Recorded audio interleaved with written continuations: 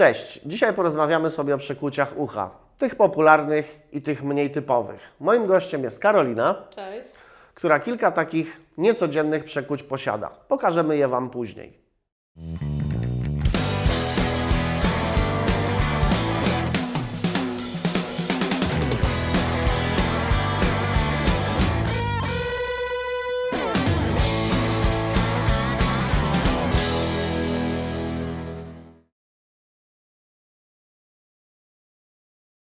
Zdarzało mi się wykonywać różne nietypowe przekłucia ucha i chyba takie dosyć ciekawe wykonałem właśnie u Karoliny.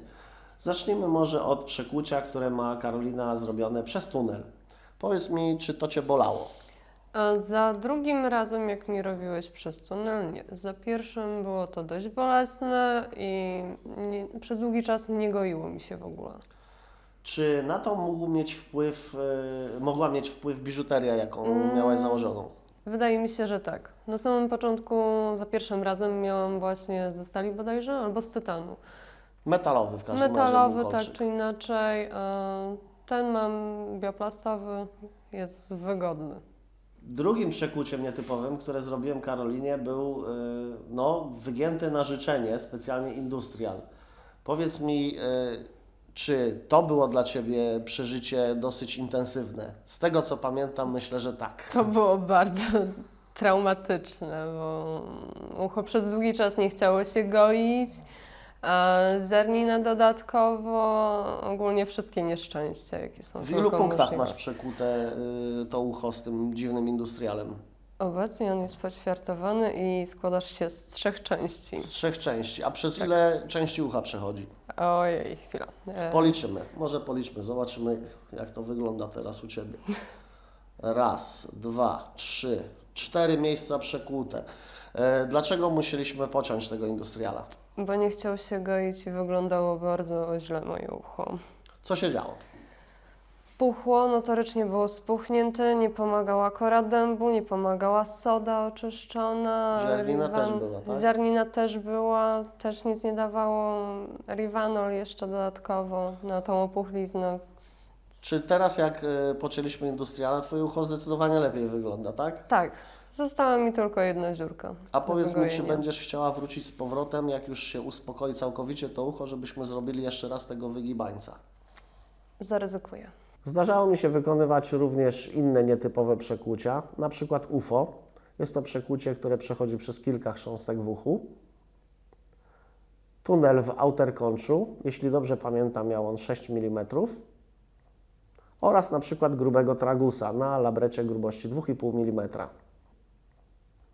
To nie wszystko, co możecie zrobić w swoim uchu. Możliwości jest bardzo wiele. Macie w czym wybierać.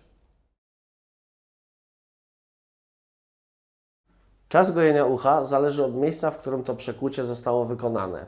Czy wiesz, ile czasu goi się płatek ucha? 4-6 tygodni. Bardzo dobrze. Natomiast chrząstki goją się zdecydowanie dłużej, minimum 3-4 miesiące. W przypadku niektórych innych nietypowych przekłuć, tych trudniejszych, chociażby jak Industrial, Snag czy Ragnar, to gojenie może trwać pół roku, a czasem bywa i dłużej. O tym się sama przekonałaś na przykładzie swoich Industriali. Z jednym walczę od października.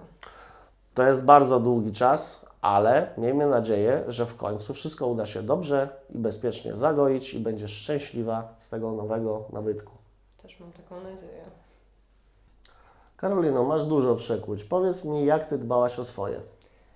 Najpierw stosowałam sól fizjologiczną, później Octenisept.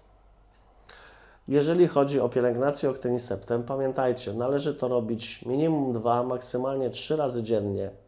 Najlepszym rozwiązaniem jest stosowanie gazików jałowych. Jeżeli jest miejsce trudno dostępne, można zastosować patyczki kosmetyczne. Nasączyć gazik czy patyczek Octeniseptem i dokładnie przeczyścić przekłute miejsce. Powiedz mi, czy w przypadku tych nietypowych przekłuć, industriali, czy chociażby zwykłych industriali, czy tego nietypowego, pojawiała Ci się opuchlizna? A w przypadku tego ostatniego powyginanego industriala jak najbardziej. Dość długo się z nią męczyłam i najpierw stosowałam sodę oczyszczoną, później korę dębu, jak soda już nie pomagała, no i na końcu Rivanol.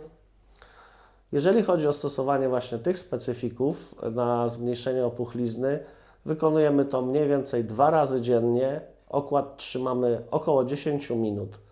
Jeśli chodzi o sodę oczyszczoną, jest to łyżeczka od herbaty na pół szklanki przygotowanej wody. W przypadku kory dębu przygotowuje się to mniej więcej tak jak kawę, tylko nie należy doprowadzić do wrzenia. Rivanol, nasączyć gazik jałowy rivanolem i przyłożyć do miejsca przekłutego. Pamiętajcie, jeśli stosujecie te specyfiki na zmniejszanie opuchlizny, nie mieszajcie ich ze sobą. Wybierzcie sobie jeden i stosujcie przez kilka dni. Jeżeli nie zauważycie poprawy, dopiero zmieńcie środek na drugi. Piercer to nie jest tylko osoba, która zrobi Wam kuku. To przede wszystkim jest osoba, na którą możecie liczyć w przypadku problemów i powikłań w trakcie gojenia. Powiedz mi, Karolino, ile Ty razy byłaś u mnie z tym nieszczęsnym industrialem? Przynajmniej 3. Co wtedy mniej robiliśmy? więcej. Na samym początku było tylko przecięcie go z tyłu, bo on wystawał i mi uwierał. Za drugim razem była cała wymiana całego industriala, bo też się gdzieś tam uwierał przy chrząstce. No a za trzecim razem już było poćwiartowanie go. Musieliśmy niestety kolczyk poprzecinać, żeby w końcu Karolina mogła sobie go dobrze wygoić, żeby zeszła opuchlizna, żeby się pozbyć ziarniny. Oprócz tego bycia tutaj u Ciebie te 3 razy, wysłałam też właśnie do Morbida notorycznie zdjęcia na Facebooku. To prawda. Jest to bardzo istotna rzecz, bo jeżeli nie możecie się pojawić osobiście u piercera, ważne, żeby on zobaczył ten problem, więc wyślijcie mu zdjęcia wyraźne, kolorowe, najlepiej na zbliżeniu makro. Wtedy będzie on mógł to jakoś zdiagnozować i jak najlepiej Wam pomóc. Na dzisiaj to wszystko. Bardzo dziękuję Karolinie, że była tutaj razem z nami. I jak wpadnie Ci coś ciekawego do głowy, wbijaj śmiało. Do zobaczenia następnym razem. Subskrybujcie Lajkujcie. i polecajcie.